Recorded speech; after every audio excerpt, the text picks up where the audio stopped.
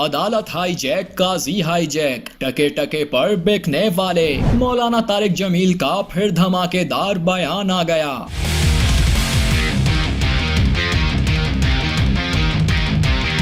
ایک طرف مخصوص نشستوں کا فیصلہ تو دوسری طرف مولانا طارق جمیل بھی میدان میں آ گئے۔ ایک بار پھر مولانا طارق جمیل نے اپنی توپوں کا رخ عدلیہ اور سیاستدانوں کی طرف موڑ دیا۔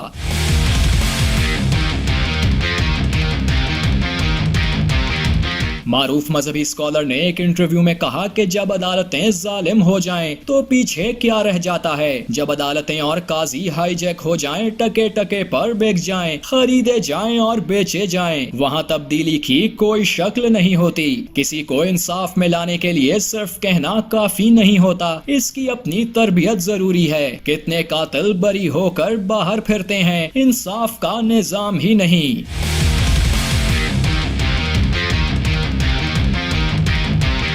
مولانا طارق جمیل نے سیاسی جماعتوں کو بھی تنقید کا نشانہ بنایا۔ کہا کہ سیاست میں آنے والی مذہبی جماعتیں سب سیاسی پارٹیاں ہیں۔ میرے نزدیک چاہے دین کے نام پر ہو یا کسی اور کے نام پر، یہ سب سیاسی ہیں۔ کسی بھی دینی جماعت کا مقصد دین نہیں۔ مولانا طارق جمیل نے ماضی کی مثال دیتے ہوئے کہا کہ ماضی میں جب MMA کو حکومت ملی تو اس وقت رشوت کے ریکارڈ ٹوٹ گئے تھے۔